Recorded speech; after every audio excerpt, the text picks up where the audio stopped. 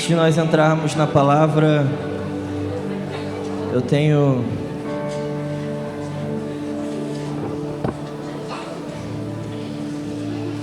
algumas coisas que eu quero falar.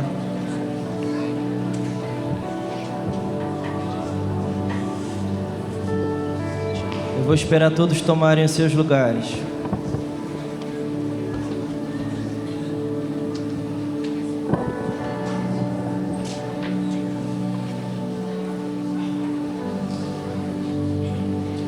Alguém me ajude a encontrar, me ajude a amar, cada dia amar. Alguém me ajude a encontrá-lo.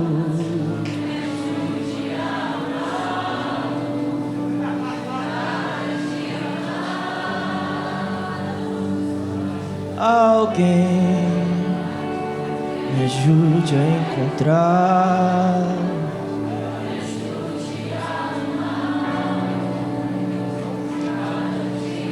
Estão todos me ouvindo? Estão todos atentos? Eu quero falar um pouco sobre o conhecimento de Deus. Mas antes de nós falarmos sobre o conhecimento de Deus, eu quero lembrar vocês um princípio muito simples. Nós vemos isso acontecendo de maneira muito prática em 2 Reis capítulo 2, quando o profeta Elias ele pega o caminho ao Jordão. Ele passa por várias cidades. Eu não vou ler o texto, vocês conhecem. Ele passa por Betel, passa por Gilgal, passa por um tanto de cidade. Em todas as cidades que o profeta passa, ele encontra discípulos ali.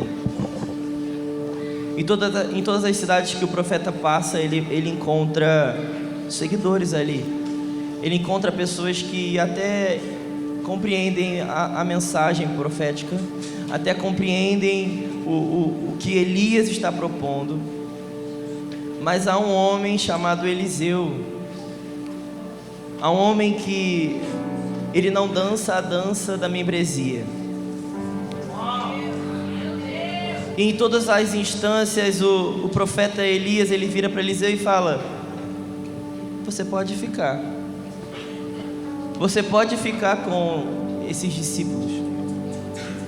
Em todas as vezes, o profeta Eliseu, hoje nós sabemos o que ele é.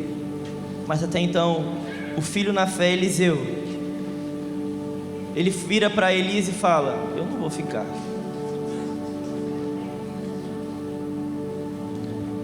Eliseu ele teve que olhar para Elias e falar: não, eu vou contigo. Vocês estão aqui comigo? Eu não vou ficar, Elias.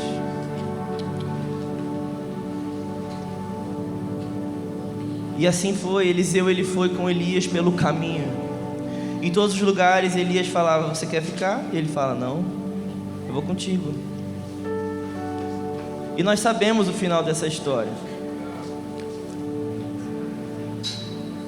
Nós sabemos como essa história termina, mas os discípulos, eles não sabiam. Talvez Eliseu ele foi até taxado de inconveniente. Talvez Eliseu foi até taxado de alguém que ficava importunando demais. Talvez Eliseu foi taxado de maluco. Por que você não fica numa cidade? Por que você cisma em ir de cidade em cidade, seguindo alguém que talvez nem fique? Mas aquele profeta, na verdade, aquele discípulo, filho de Elias, ele se submeteu à sua loucura. E nós sabemos a história. Elias é tomado, Elias é levado, a sua capa ela cai. E no mesmo instante, Eliseu ele rasga a sua capa para receber o que vem. Elias teve muitos discípulos, mas só teve um que recebeu a capa. Igreja One, antes da gente entrar na palavra, eu tenho uma notícia muito clara e importante para vocês. Há muitas capas voando sobre a nossa casa. Há muitas capas voando. E eu não estou falando da do Alessandro, porque ela tem dono. Eu não estou falando da do Canta, porque ela também tem dono.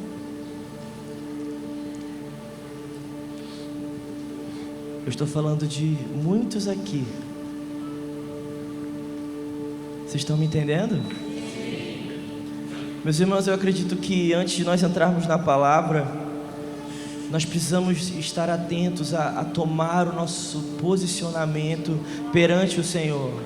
Efésios capítulo 2, o apóstolo Paulo vai falar sobre aonde nós estamos. Eu tenho aprendido com o Senhor que tão importante quanto saber quem nós somos é saber aonde nós estamos. Tão importante quanto identidade é posicionamento. Não adianta nada você saber quem você é, se você não sabe aonde você tem que estar. Vocês estão aqui comigo? Quando Jesus ele é levado, Pedro ele é encontrado em uma decepção, em uma tremenda desolação. Ele volta a fazer o seu ofício antigo, porque isso normalmente é o que nos ataca quando nós nos encontramos em decepções de jornada. Nós teimamos em fazer o que nós sabemos, e não foi diferente com Pedro. Ele volta a pescar. Eu gosto muito, se eu não me engano, é João capítulo 21. Jesus ele aparece para os seus, e ele fala assim: Pedro, por que você está assim? Por que você se veste dessa maneira?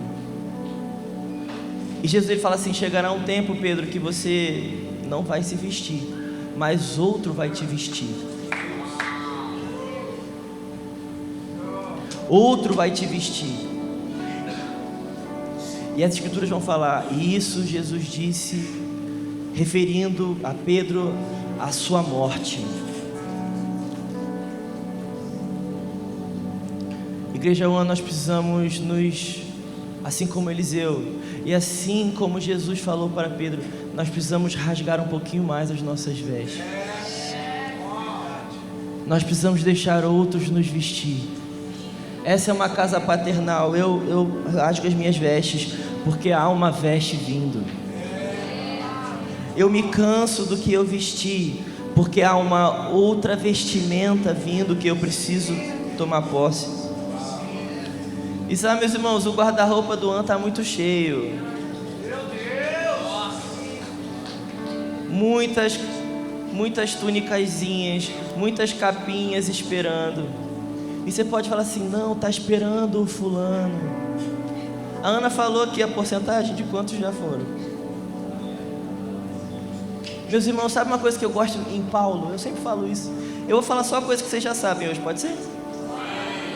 Uma coisa que eu gosto em Paulo é que ele se submete. Ele passa anos com os apóstolos, mas quando ele vai escrever a Galácia, ele faz questão de escrever a sua ousadia apostólica.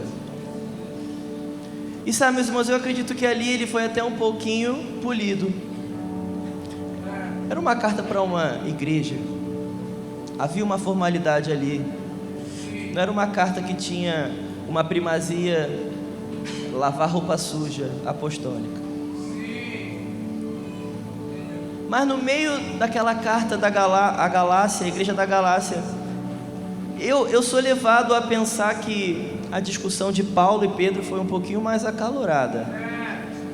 Vocês estão aqui comigo? E como o Rogério falou, vamos no mundo de Bob aqui. Eu fico imaginando Pedro assim para Paulo: quem que você acha que você é, cara? Você estava lá quando ele multiplicou o pão? Você estava lá quando ele ressuscitou Lázaro? Você estava lá quando ele foi em Betânia? você estava matando os outros. Caraca! Falou mesmo.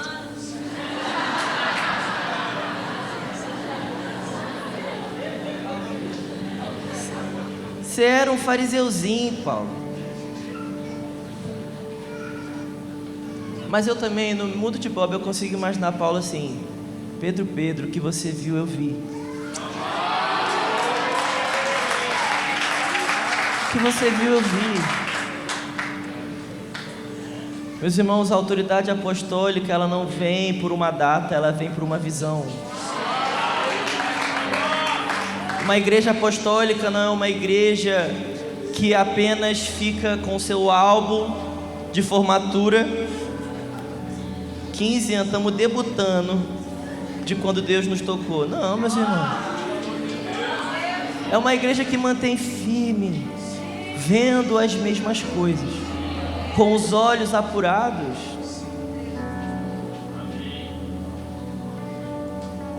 Quem quer novas vestes hoje? Sabe por quê, meus irmãos? Não se põe vinho novo em odre velho. E Jesus, ele dá essa instrução falando assim: olha, não façam isso. Não coloquem algo novo em um recipiente velho. Meus irmãos, você acha que Jesus ia dar uma instrução que ele mesmo não seguiria?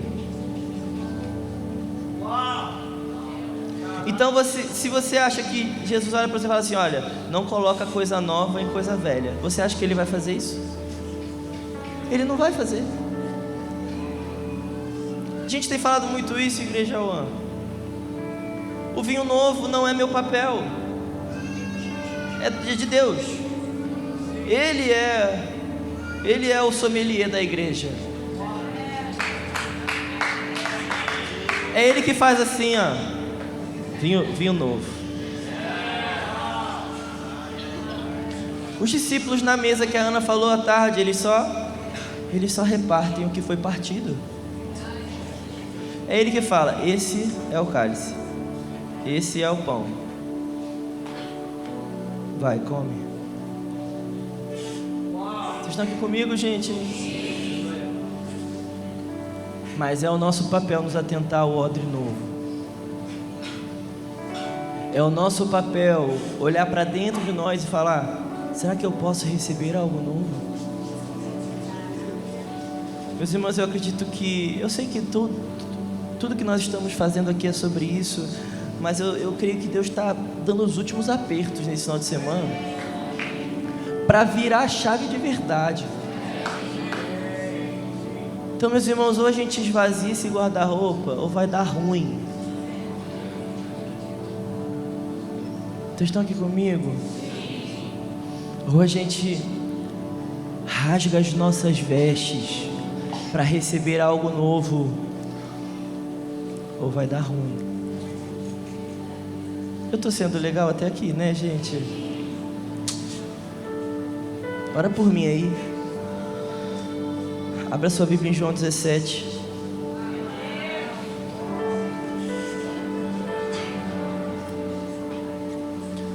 Senhor Jesus, eu oro para que o Senhor encha a nossa casa de temor, encha a nossa casa de zelo, olhos abertos para entender o que o Senhor está fazendo aqui nessa noite.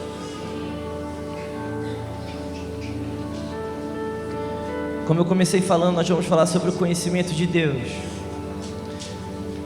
Mas antes de nós falarmos sobre o conhecimento de Deus, eu tenho uma pergunta. Meus irmãos, o que é a vida eterna? Então vamos ler o versículo que a gente sabe de cor. João 17,3: e a vida eterna é esta, que conheçam a Ti, o único Deus verdadeiro, e a Jesus Cristo, a quem enviastes. Meus irmãos, o Senhor Jesus nos ensinou há anos atrás que a vida eterna, ela não se refere a ruas de ouro apenas, ela não se refere a uma Disney espiritual, ela não é uma espécie de uma pintura renascentista com anjinhos gordinhos e branquelinhos e cabelinhos enroladinhos. Nada contra a arte renascentista. Eu represento a arte renascentista. Eu estou tentando não representar mais.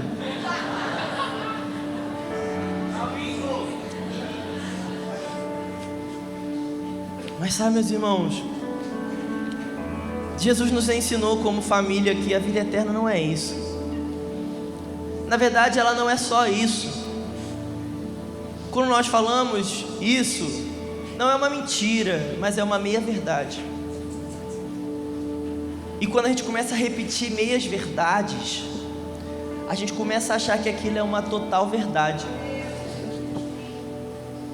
E a gente vai repetindo, não, a vida eterna é quando a gente morrer lá. A gente vai na vida eterna, tem que morrer. Tem que morrer, eu vou falar disso pra frente. Eu já estou dando spoiler. Mas não, meus irmãos, não é esse tipo de Disney espiritual, dualista. A vida eterna é conhecer a Deus. E quando nós entendemos que a vida eterna é conhecer a Deus, eu posso contemplar um pouquinho que seja da vida eterna hoje. Meus irmãos, eu quero lembrar vocês coisas muito simples hoje. Eu quero lembrar vocês da criação. Nós aprendemos Gênesis 1:26. Deus, ele faz tudo por intermédio da palavra. Ele diz que haja luz e há luz, que haja o luzeiro da noite e há a lua. Ele diz que haja as plantinhas e há as plantinhas, que haja os peixinhos e há os peixinhos. Mas quando chega em Gênesis 1:26, ele diz: nascer, façamos o homem a nossa imagem e semelhança. Eu não sei se é o concílio de Deus aqui, eu não sei se é a Trindade, eu acho que é.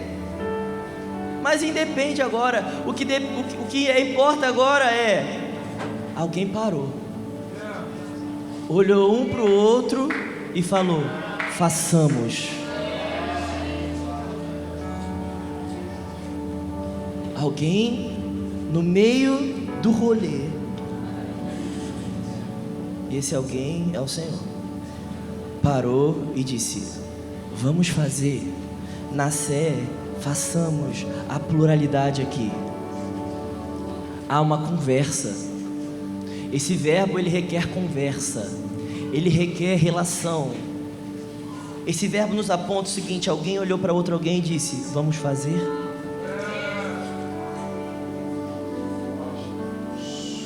Não foi apenas uma palavra terceirizada, meus irmãos. Houve relacionamento, e assim o homem foi feito. Criação. Mas não demorou muito, não, pelo menos na narrativa bíblica, não se sabe ao certo quanto tempo. Mas nós sabemos que houve a queda, o homem caiu. O homem não caiu em partes, o homem caiu por completo. O homem não deu um tropeço, ele se jogou no abismo da morte. Isso se chama desobediência. Mas Deus, em seu constante desejo, ele vai ao encontro do homem e ele fala: homem, cadê você? Adão. E é muito triste, Gênesis 3:10, ele fala, as escrituras vão dizer que Adão, ele fala 3 coisas para Deus. Ele fala que ele se escondeu. O homem se esconde. E ele fala 2 motivos por que ele se escondeu. Porque ele se viu nu. E ele se viu com medo.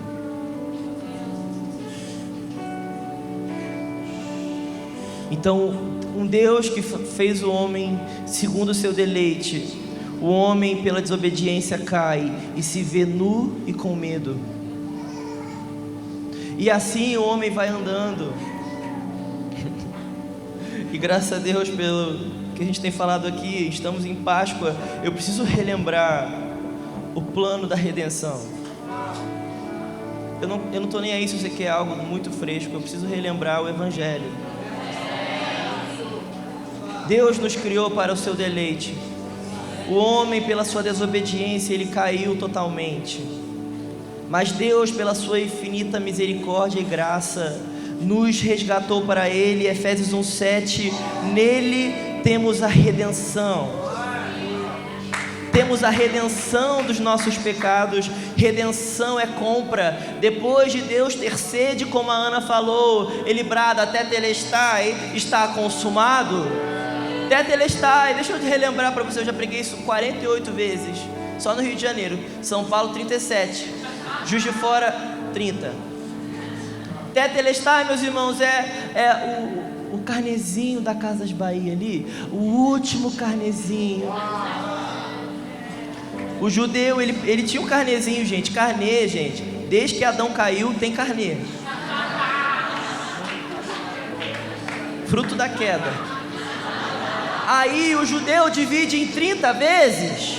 Chegava na 30ª folhinha, o credor, ele falava assim, ó, tetelestai, hein?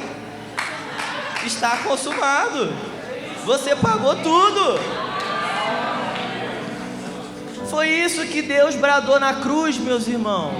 Não ficou mais nenhuma folhinha.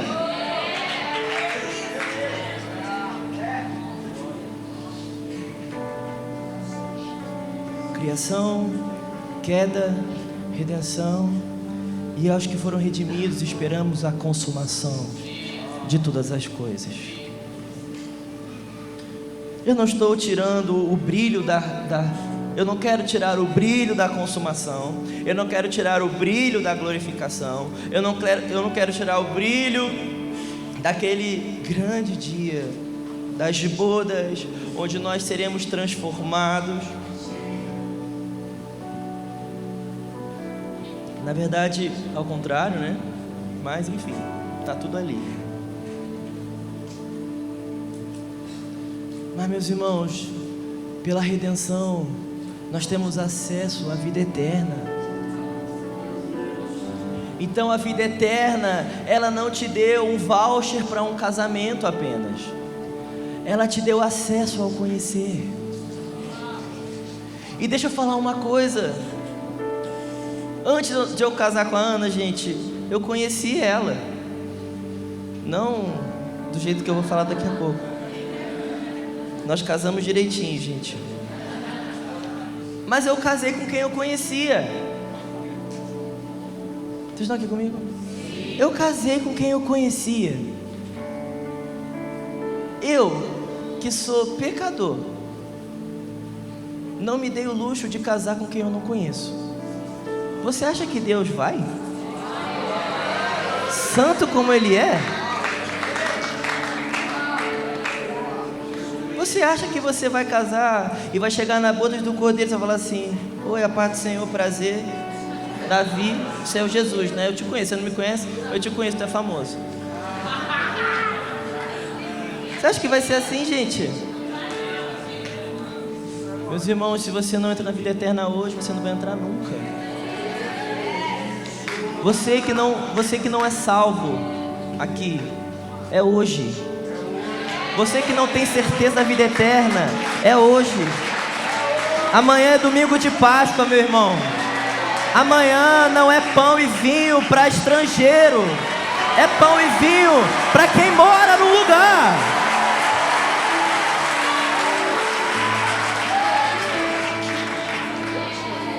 A vida eterna é conhecer a Deus. E se você não conhece a Deus hoje, você não vai conhecer a Deus nunca.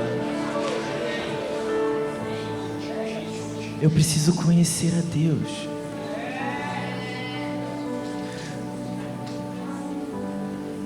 E eu tenho outra pergunta então. Tá, mas o que é conhecer a Deus? Então você tem que abrir comigo em 1 João, capítulo 1.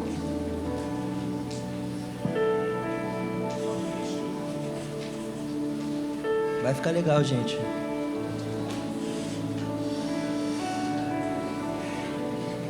Quem abriu diz amém. Fala pro irmão que está do seu lado assim: vai dar certo. Vira pro outro e fala assim: ora pelo rapaz.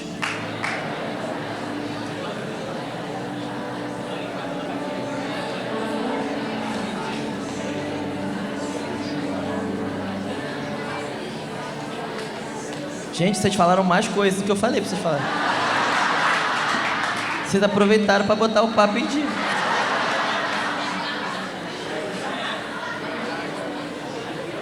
Primeira João, capítulo 1, diz assim: o que era desde o princípio, o que vimos, o que ouvimos, com os nossos próprios olhos vimos, o que contemplamos e as nossas mãos apalparam a respeito do verbo da vida.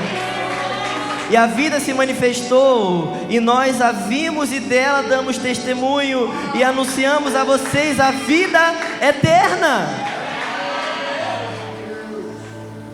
que estava com o Pai e nos foi manifestada. O que vimos e ouvimos anunciamos também a vocês, para que vocês tenham comunhão conosco. Ora, nossa comunhão é com o Pai e com o seu Filho Jesus Cristo. Meus irmãos, deixa eu te falar o que o apóstolo João está combatendo aqui. Havia ali, meus irmãos, naquele contexto de João, havia muita deturpação sobre a experiência de Jesus. Havia ali uma coisa que nós chamamos de helenismo. Eu não quero complicar, mas dentro de toda essa cultura havia o dualismo. E com todo esse enredo havia um imaginário incrustado na mente do povo, que era: o espiritual é longe, é transcendente, o material é ruim. Então tudo que é longe é bom, tudo que é perto é ruim. E a gente tem muito desse imaginário incrustado na mente ainda. Nós ainda somos muito gregos, meus irmãos. Nós ainda somos idólatras demais. Nós ainda seguimos uma outra religião grega. Nós precisamos nos arrepender do nosso dualismo. Nós precisamos nos arrepender porque nós aprendemos mais com os filósofos gregos do que com as escrituras. Eu vou te dar um exemplo. Sabe quando você faz aquele arroz com camarão? Ainda bem que você já jantou, né? E você põe um camarão para dar só um gostinho. E aí você fala que esse arroz de camarão é espiritual. O camarão é espiritual ali. Você usou uma frase grega. Quando você acha que espiritualizar é transcender. O espiritual é o que eu não vejo. O espiritual é o que está longe. Meus irmãos, espiritual nas escrituras não é longe, é eterno. Espiritualidade é eternidade. Então, eu sou família espiritual com vocês, não é porque isso é transcendente, isso é subjetivo, mas é porque é eterno, é porque é firme, é porque não foi feito por homens, mas por Deus, foi feito pelo Espírito.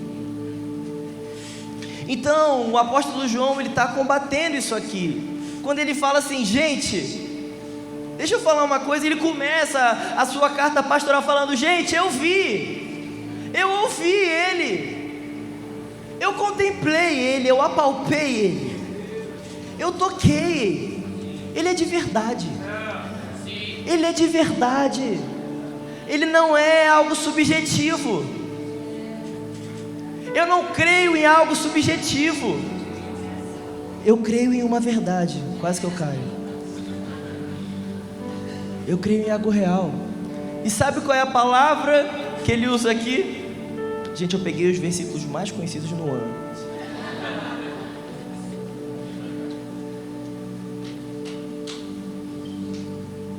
Na verdade, sabe qual é a palavra que João 17,3, ele usa em João 17 para falar sobre a vida eterna, que é o conhecer a Deus?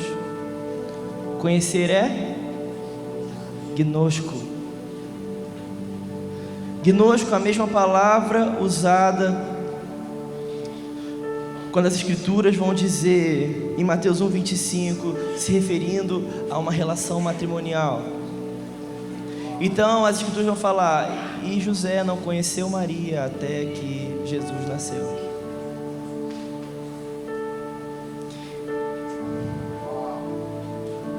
E meus irmãos, eu estou sendo muito intencional em usar até as mesmas palavras que nós usamos ao longo desses anos para explicar as mesmas coisas.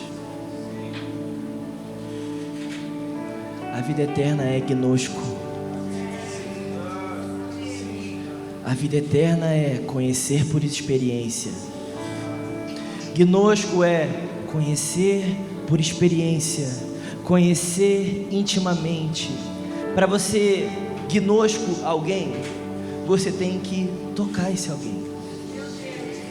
Para você gnosco alguém, você tem que ser íntimo desse alguém. Você tem que tocar. Há entranhas envolvidas. Não é um conhecimento de ouvir falar. Não é um conhecimento terceirizado. É um conhecimento relacional, íntimo, com entranhas, com afetos, com relacionamento. E é exatamente isso que Jesus está falando em sua oração sacerdotal. A vida eterna é conhecer o Senhor como eu conheço, é se relacionar intimamente como eu me relaciono.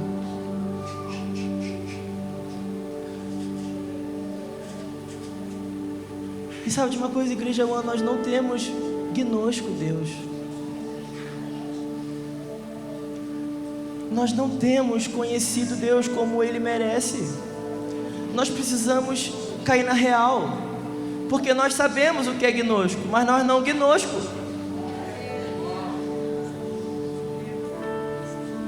Está fazendo sentido, gente? Nós sabemos que nós devemos conhecê-lo intimamente, mas nós não conhecemos intimamente. Nós sabemos que nós precisamos de apalpá-lo, mas de uma certa maneira está tudo bem se nós não apalpamos Ele. Nós precisamos nos arrepender, meus irmãos. Eu preciso contemplar alguém. Eu preciso tocar em alguém. Jesus, essa é a nossa mesma mensagem. Nós precisamos tocá-lo, Jesus. E se o Senhor viesse aqui hoje, Senhor? E se o Senhor viesse hoje aqui para que nós pudéssemos tocá-lo? Se nós pudéssemos apalpar. Está fazendo sentido até aqui, meus irmãos?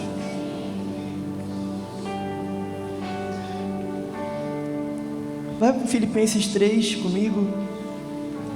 Como a gente ganha esse conhecimento?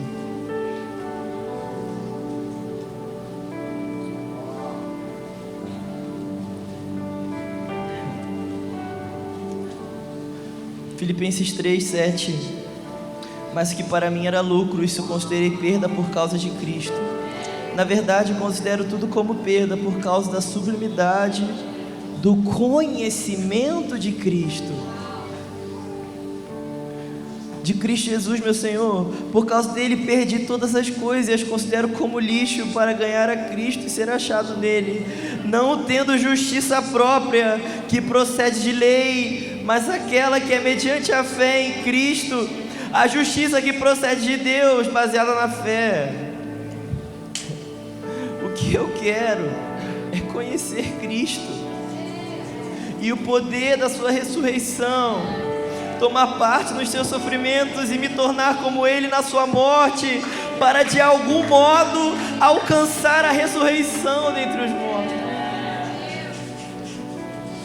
Meus irmãos, não tem um plano B. A única forma de nós conhecermos a Deus intimamente como uma igreja, de nós conhecermos como Ele merece, de nós conhecermos com entranhas envolvidas, de nós conhecermos de maneira pessoal, é tomando a cruz, é morrendo para nós mesmos. Meus irmãos, estamos falando, aqui é o apóstolo Paulo, ele não fala assim, olha gente, eu já vivi tudo isso, então vocês tomem a cruz de vocês. Ele fala assim, eu quero conhecer,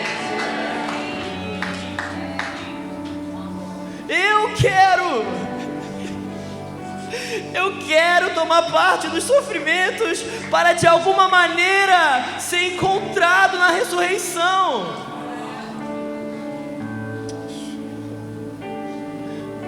Meus irmãos, Jesus ele tem me lembrado muito. Se você é de São Paulo, você sabe disso. Ele tem me lembrado muito da cruz. Eu falo, Deus me mostra os seus oráculos. Ele fala, a cruz, sabe a cruz? Eu sei, Jesus, você já falou semana passada da cruz. Fala mais da cruz então. Não, é a cruz mesmo.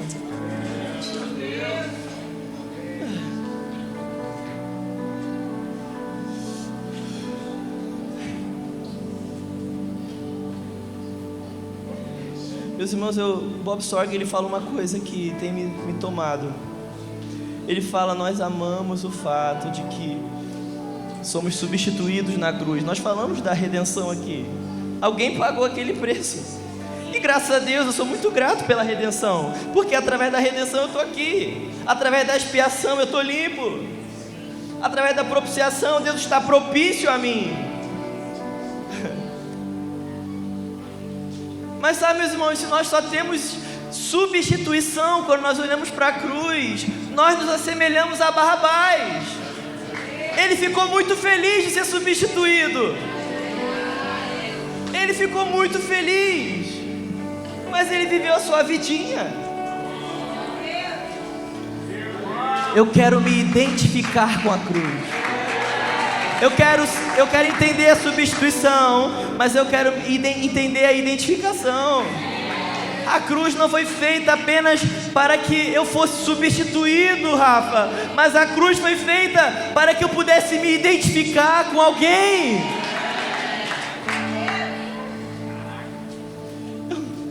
A gente ainda está falando sobre João,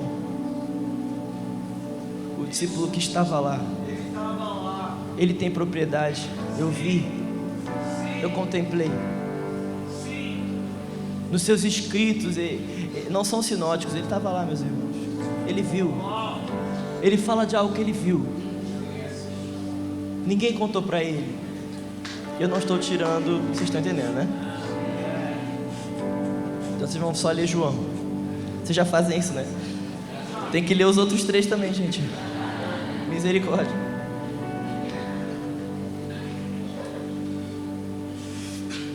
A vida eterna é conhecer a Deus. Conhecer a Deus é conhecê-lo intimamente. Isso é um jeito de nós conhecermos a Deus intimamente, como o apóstolo Paulo nos diz, tomar parte nos seus sofrimentos para de algum modo alcançar a vida eterna, alcançar a ressurreição.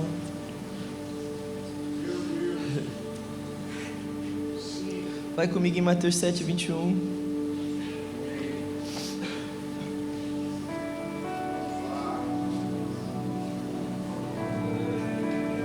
E aqui eu acho que eu vou entrar na mensagem.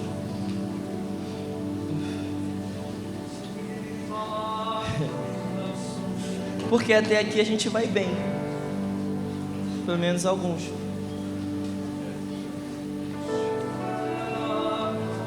Mas sabe de uma coisa, meus irmãos? Em alguns momentos o conhecer a Deus ele deixa de ser a primazia para alguns. Nós estamos muito distraídos. Nós nos distraímos muito com seduções. Meus irmãos, Satanás, ele é sem vergonha. Ele seduz com o que pode seduzir. Eu gosto muito de uma frase, eu não sei de quem é. mas que quando Satanás não consegue te parar, ele te empurra. Quando ele não consegue tirar o seu ministério, ele te afunda nele.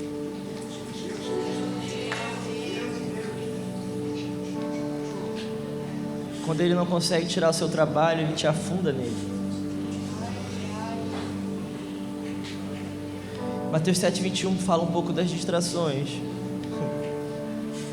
E o próprio Senhor Jesus, ele está terminando o seu sermão mais conhecido, e ele diz assim, Mateus 7:21, nem todo que me diz Senhor, Senhor, entrará no reino dos céus. Para por aqui. Eu creio, as escrituras são escritas em grego no Novo Testamento, mas eu creio que o Senhor falou assim, nem todo que me diz Adonai, Adonai, nem todo que me diz Adonai, Adonai, entrará no reino de Deus. O nome santo, o nome de quem sabe o que está falando. Jesus não está falando aqui com pessoas leigas. Jesus está falando, quem subiu o monte, meus irmãos, são pessoas que não são leigas. A multidão ficou lá atrás de Mateus 4. Mateus 5, Jesus se assenta e fala com os seus. Jesus está falando com os seus. Ele fala assim, olha, nem todo mundo que diz Adonai, Adonai, entra no reino de Deus. Ele continua, mas aquele que faz a vontade de meu Pai que está nos céus. E ele explica o que ele está falando, porque você fica assim, cara, como assim, Jesus? Nem todo mundo que diz Adonai, Adonai, mas quem faz a vontade. E aí? Ele continua, olha, muitos naquele dia vão me dizer, Adonai, Adonai, nós não profetizamos em seu nome, e em seu nome não expulsamos demônios, e em seu nome não fizemos muitos milagres. Então ele explica o clamor aqui. Ele explica o povo que estava falando Adonai, Adonai. E ele fala coisas lícitas. Expulsar demônio é lícito, gente? Sim. Fala, sim. Fazer milagre é lícito? Sim. Cadê? Profetizar no nome de Deus? E na verdade você tem que fazer essas três coisas. E se você é do An, principalmente. Se você é do An, não expulsa demônio, não realiza, não, sei lá, não profetiza para alguém, você não é do An, não. Alguém que é do An e não foi atrás de nenhuma dorzinha de cabeça, tá esquisito. Não, Catarina? Gente, no início, quando eu descobri que Jesus curava, eu corri atrás dos outros na rua. Eu falo, calma aí, moço, calma um minuto. Calma. Depois eu fui entendendo, mas no início eu dei trabalho para Deus. Mas ó, eu tenho orado, Deus faz eu ser assim de novo. Eu tô polido demais, Jesus. Acho que eu preciso pegar uns ônibus de novo.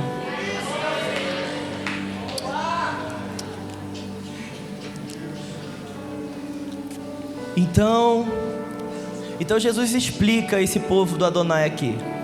Vocês estão comigo, gente? Eu não vou fazer força. Eu creio muito que há algo específico para hoje à noite. Eu não vou fazer força. Eu tava lá, a Ana chegou no chalé lá que a gente tá aqui. Eu falei assim, Deus, é o Senhor, não sou eu. Eu não tenho nada, gente. Eu sou pior do que vocês pensam. Pensa alguém ruim, eu sou pior. Mas Deus é bom.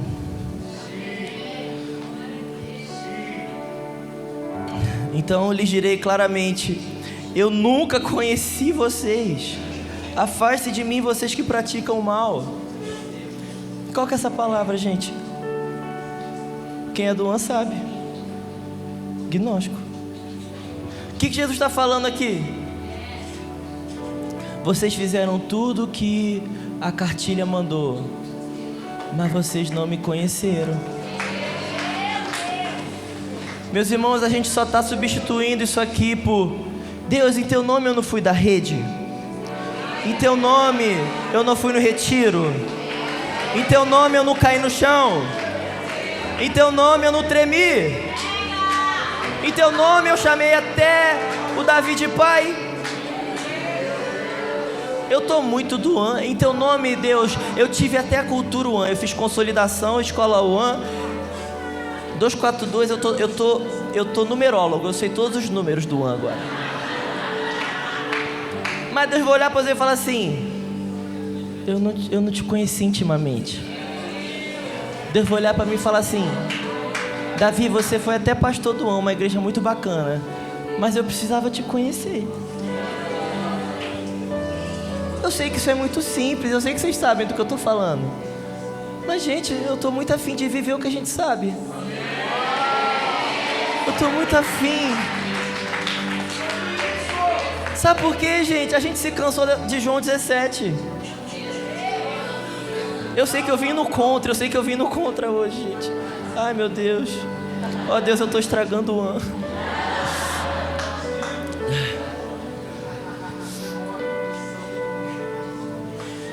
Ei, meus irmãos, eu não preciso ser vidente para saber que a gente não tem conhecido como ele merece. É só entrar nos gabinetes. É só sentar nas mesas. É só ver as queixas. Gente, tem vezes que a gente sai de umas conversas e fica assim, em crise. Deus, eu tô falando grego nos domingos, Deus. Me ajuda. Tá fazendo sentido, gente? A gente não tem conhecido Deus como Ele merece ser conhecido. Porque, meus irmãos, quando nós tocarmos em algo mesmo, quando nós conhecemos a Deus mesmo. Eu gosto muito de uma frase de A.W. Tozer, ele fala assim: a distância do maior arcanjo para Deus e da menor lagarta para Deus é a mesma, que é muito. Que é muito. Porque estamos sensíveis aos homens, porque estamos insensíveis a Deus. Porque a repreensão do seu líder dói mais do que a repreensão de Deus? Porque você não o escuta. No dia que você escutar Deus de verdade, quando o seu líder falar assim: isso aí foi até fichinha, eu tomei tanto ontem, mas nós não vivemos mais de confirmação. Quem não vive de confirmação, vive de afirmação, gente. E uma coisa que a igreja não vive é de afirmação. Eu não vou ficar te afirmando. Eu gosto muito, se eu não me engano é Atos capítulo 8, Pedro e João, e eles vão confirmar Samaria. Samaria já tinha recebido o evangelho, mas eles precisavam ser confirmados. Confirmados com o Espírito Santo.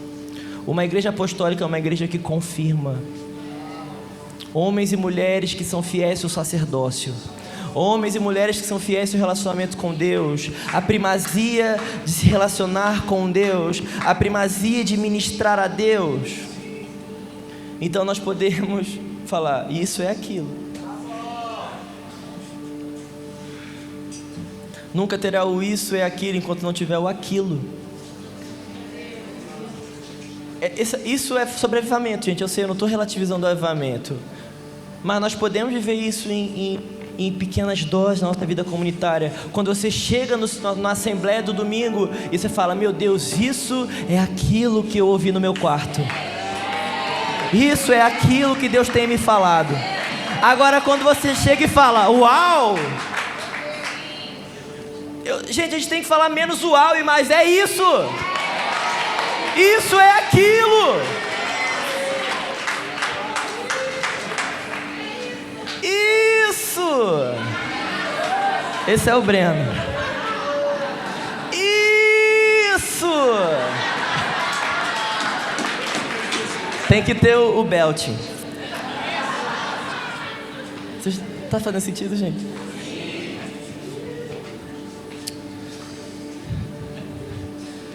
Meus irmãos, nós precisamos conhecer a Deus.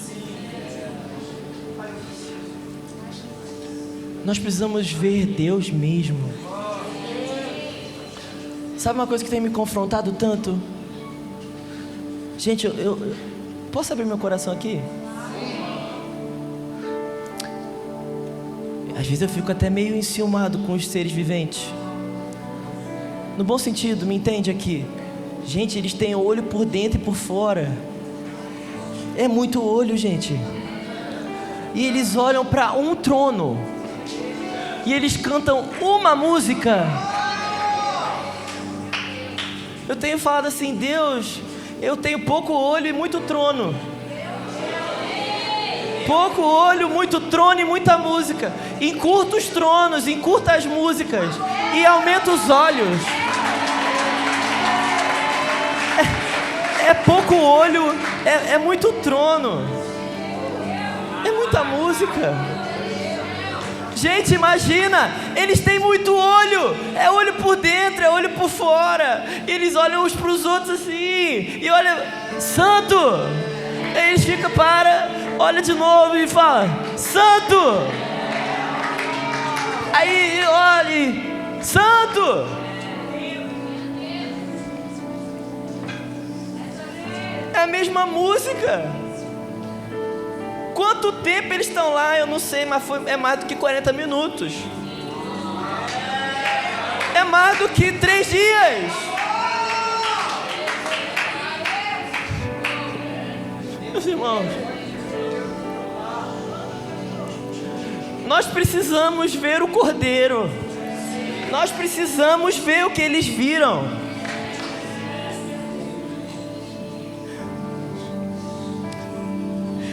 Estou falando de mim, meus irmãos. Eu preciso conhecer a Deus mesmo. Eu não estou sendo pessimista não, meus irmãos. Eu sei do que eu vivo, mas é pouco. Quando eu olho para a sublimidade do Senhor, é pouco. Nós precisamos ser um pouquinho mais sensíveis a Deus. Nós precisamos ser um pouquinho mais violentos a Deus.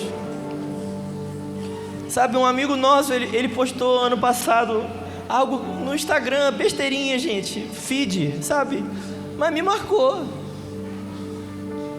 Vocês acham que eu entro no Instagram só para ver o Flamengo? Não, gente. E ele falou uma coisa muito simples, ele falou assim, você vai lembrar, canta, nós estamos polidos demais.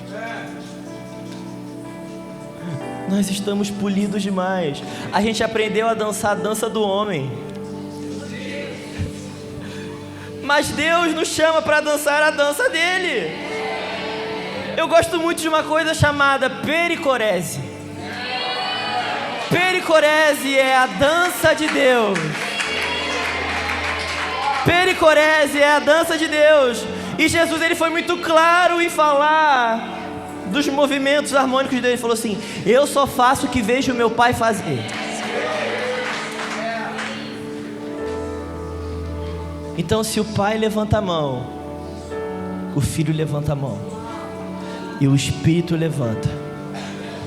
Se o pai abaixa, o filho abaixa e o espírito abaixa, porque eles estão presos na sua dança. Eles estão envoltos na sua dança.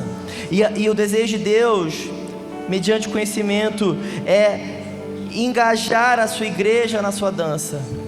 Meu Deus. Mas nós temos que botar o pezinho no chão e falar, nós não estamos dançando tão bem. Nós precisamos de muitas aulinhas. Falta muito plié.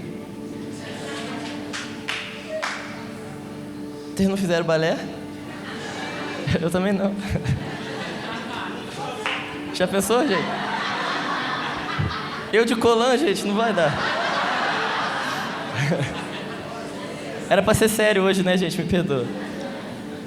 reclama com o Gui, o financeiro é ele. Ai. Tá feliz ainda?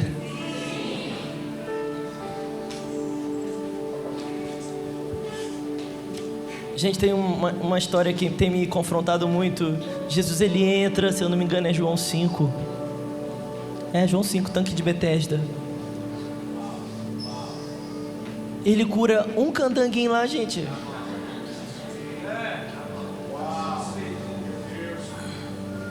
Aí a gente fica discutindo o quê? Se ele pode ou não curar. Por quê? Porque a gente está envolto na eficiência e Deus envolto na submissão. Gente, ele não faz o que sabe, ele faz o que vê. Deixa eu te falar uma coisa, gente. Você não precisa fazer o que sabe. Você faz o que vê. Se você não viu, não faz. Mas eu sei. Problema. Gente, se fosse eu em João 5, eu ia ter curado todo mundo. Eu ia ter dado uma bicuda naquele tanque. E aí os líderes iam vir. Ô Davi, tá isso aqui? Eu, calado agora. Mútuo. Eu ia fazer isso. Por quê? Porque eu faço o que eu sei.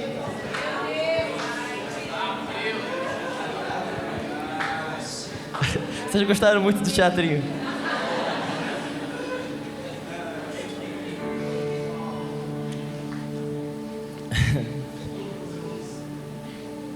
Os movimentos harmônicos de Deus, meus irmãos, Deus está nos chamando para dançar a sua dança. E não é rap, hip hop, balé contemporâneo, é pericorese. Esse é o estilo de dança de Deus. Pericorese. Então, aonde Deus vai, nós vamos. Gente, isso é missão, mas isso também é dança. Eu estou preso na dança de Deus. Se Deus vai para lá, eu vou. Se Deus vai para São Paulo, eu vou para São Paulo. Eu gosto de São Paulo? Hoje eu tô paulista. Gente, quando Deus falou assim, vai para São Paulo, eu falei assim, São Paulo?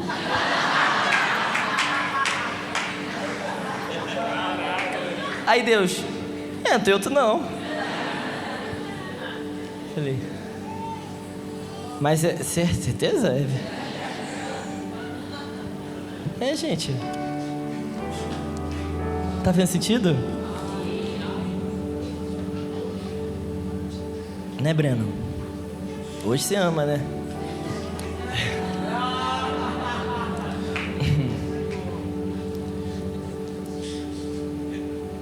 Então, meus irmãos, a gente, quando a gente faz o que sabe, a gente se assemelha muito a esses homens de Mateus 7, 21.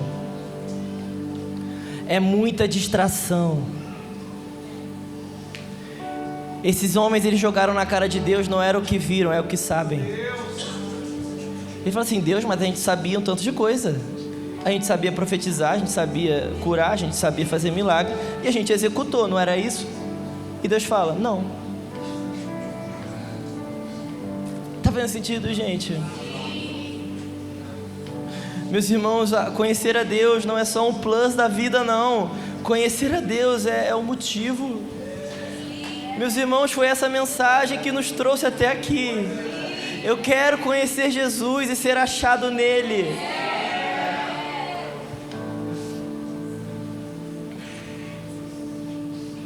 Abre comigo em Cantares 6.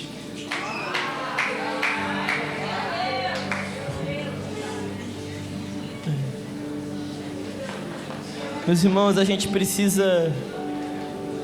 A rede da mamá tá doida.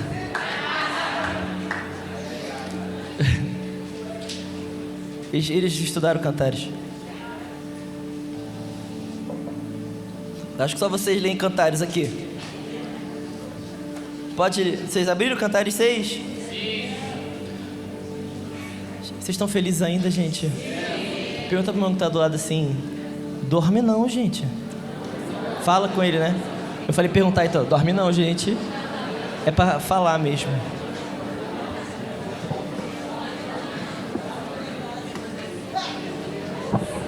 Gente, vocês estão falando mais do que eu falo. Gente, é a terceira vez.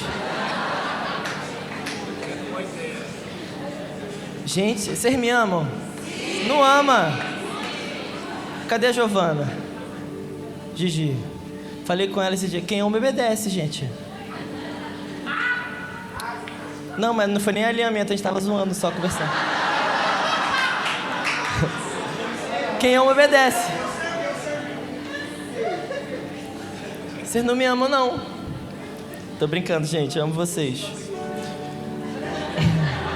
Volta aqui, gente, não perde, não. Nós temos muitas distrações quando a gente faz o que sabe. Juan, sabe qual é o nosso maior desafio? Não fazer o que a gente sabe. Posso ser sincero? A gente sabe fazer música boa. A gente sabe ter bons ministros. A gente sabe um tanto de coisa.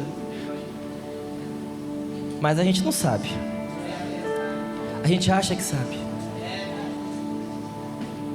A gente acha que a gente sabe fazer muitas coisas.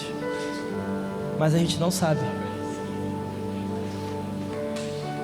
Mas quando a gente acha que sabe, quando a gente se envolve nas distrações, quando a gente vê os resultados e se apaixona por eles,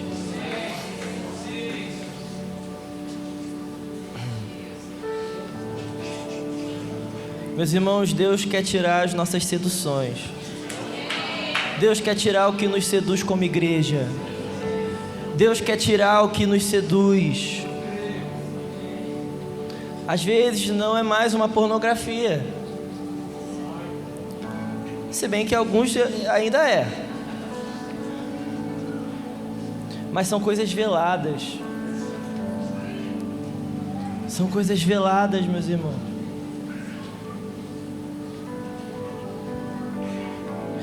E sabe, Deus tem me voltado a Cantares 6:8. Vocês já me ouviram muito falar disso. Eu quero ler com vocês. 60 são as rainhas, 80 as concubinas, e as virgens sem número, milhares. Gente, quem está escrevendo isso aqui é Salomão. Eu creio que Cantares também é um apontamento para Cristo e a igreja. Mas mesmo que você não creia nisso, você crê que o casamento é um apontamento, porque você crê em Efésios 5. Na verdade, grande é este mistério, mas eu me refiro a Cristo e a igreja. Então todo casamento é algo instituído por Deus. Todo casamento ele deve por natureza apontar para Deus. Todo casamento por natureza é um apontamento profético para o que Deus faz com a sua igreja. Se não é casamento bíblico.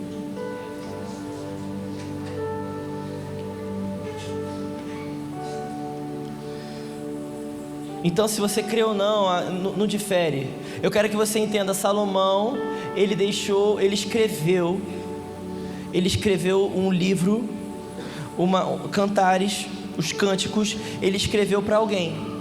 E antes dele mostrar o alguém para qual ele escreveu, ele faz questão de falar: olha, eu tenho muita rainha, olha, eu tenho muita concubina, olha, eu tenho muita virgem. Vocês estão comigo, gente? Eu tenho muita coisa, eu sou poderoso, eu sou um rei poderoso. Mas olha o que ele escreve, gente: mas uma só é a minha pombinha sem defeito, a mais querida da sua mãe, a predileta daquela que a deu à luz. As outras mulheres a veem e dizem que ela é feliz. As rainhas e as concubinas a louvam.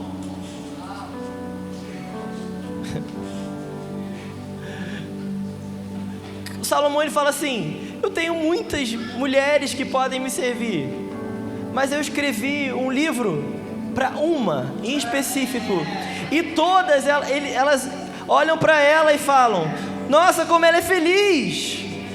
Por que ela é feliz assim? Elas louvam. Meus irmãos, eu creio que de igual maneira o nosso noivo nos deixou um livro. Nos deixou um livro. E nos deixou um livro. Não deixou um livro apenas para a igreja que quer reinar com Ele. Apenas para a igreja que quer servir Ele, fazer coisas para Ele. Não apenas para a igreja que quer se separar para Ele. Meus irmãos, são 3 coisas que são importantíssimas. Quem quer reinar com Cristo? Eu. Você quer? Amém.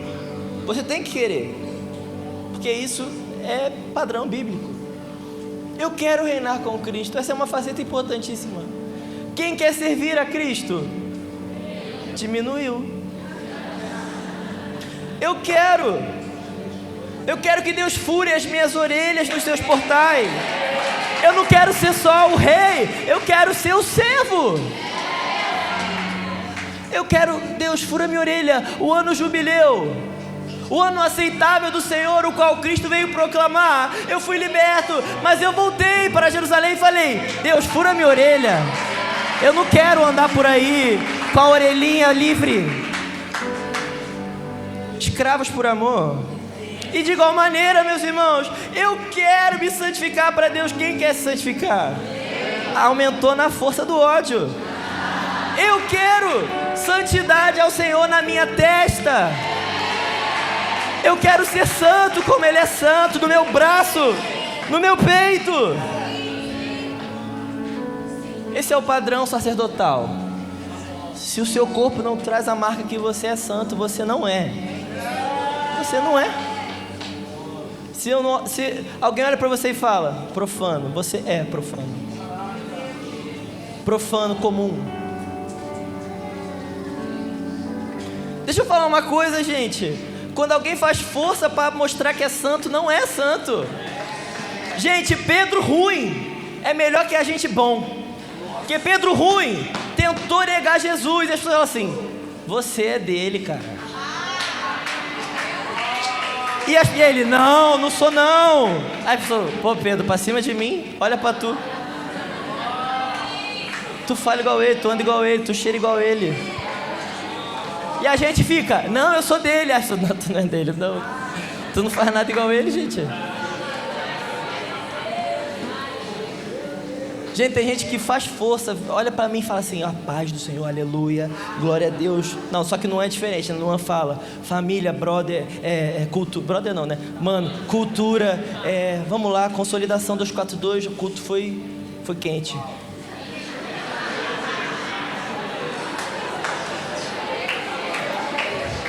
Eu inventei um monte de gíria aqui, né?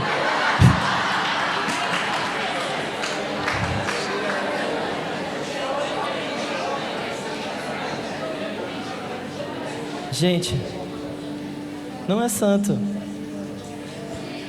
Quando a gente tem que fazer força para mostrar que é santo, não é. Então eu quero reinar com Cristo, eu quero servi-lo, ser um escravo da orelha furada, eu quero ser santo como Ele é. Mas, meus irmãos, deixa eu te chocar. Deus, Ele deixou isso aqui para uma pombinha sem defeito. Esse livro foi deixado para uma pombinha. Deixa eu te lembrar o que é uma pombinha. Vocês ainda me aguentam falar da pombinha de novo? A pombinha, ela é um animalzinho que quando seus olhos encontram o pombinho,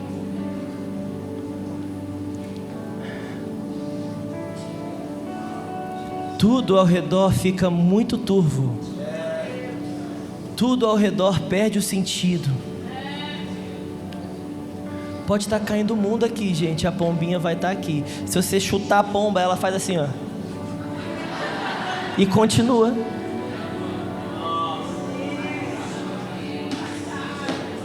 Eu estou muito engraçado hoje, né, gente? Seriedade. Posso te dar um exemplo de uma pombinha que o Carlão já deu? Estevão. Ele está aqui, ó. Olha o Cordeiro. E as pedras batendo, e ele aqui, ó.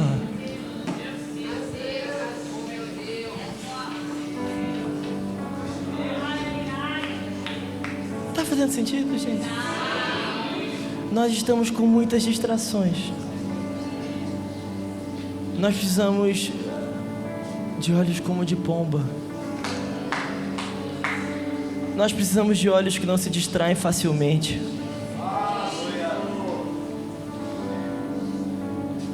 Em cima dessa pregação muito simples, meus irmãos, eu queria que nós orássemos, em específico a liderança da igreja, orasse por todos aqui, para que a gente se comprometa com conhecer a Deus intimamente.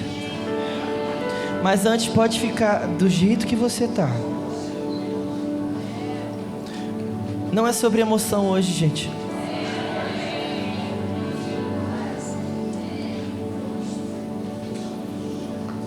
Eu tô muito afim da gente sair desse final de semana comprometidos com o conhecimento de Deus.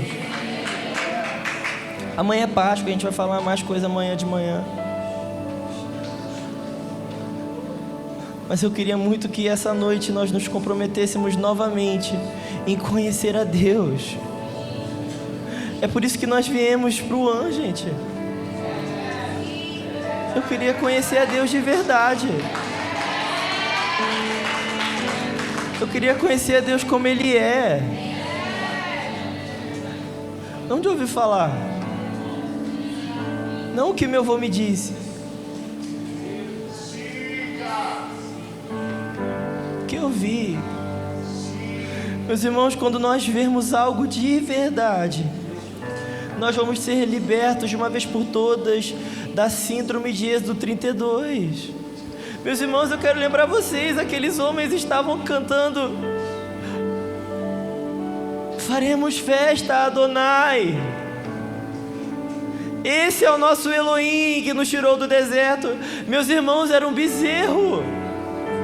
Era um bezerro. Mas quando você não conhece a Deus, você adora qualquer bezerro que te dão. E aí tem um bezerro na mesa, você acha que é Páscoa. Você tem que olhar para o bezerro e falar: não, não é um cordeiro. É um bezerro, isso aí.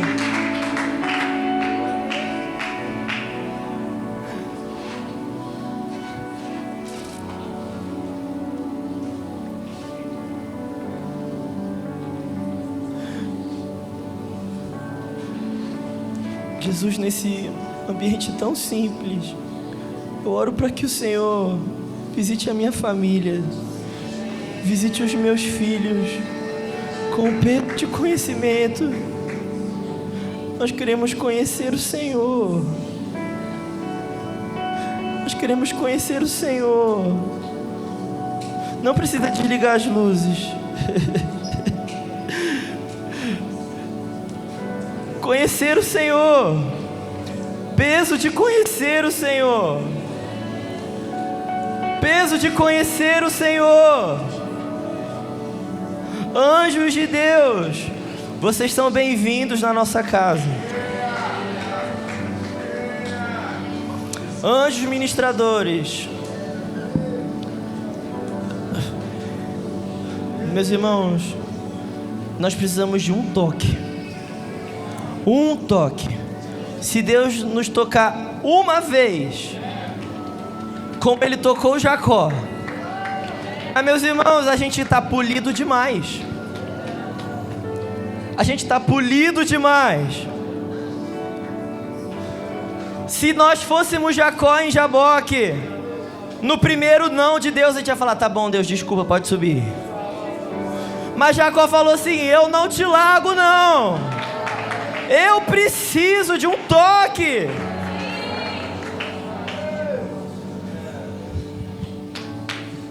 Eu preciso de um toque.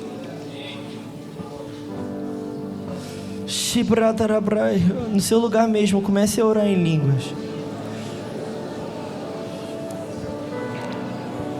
Nós precisamos conhecer a Deus um pouquinho mais. Mas conhecimento de Deus. Deus, mostra-nos a tua glória. Mostra-nos quem o Senhor verdadeiramente é. Deus, que as escamas caiam aqui. Que as máscaras caiam aqui. Mas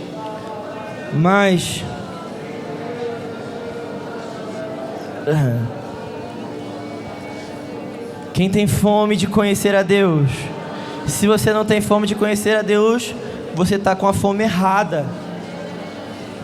Você tem fome? Sim? Fome de quê? Do que você tem fome? As nossas fontes, elas precisam estar apontadas por conhecimento daquele o qual nós vamos nos casar. Eu quero conhecê-lo.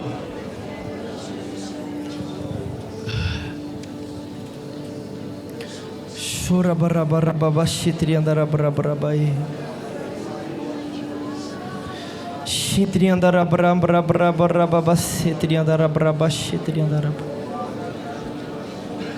Shiri andara braço tarabra braba shitri. Oro plambroso robronto robrosto rombrabria la rabranto lobrostri andorobrai. Blablacho lobriantilia la bliaro bashibria la blablacho la brashti. Titai clocho loblanto lobriachili andoraglo laria triandoralea. Shobronda rabra la rapliamblacho robrostri.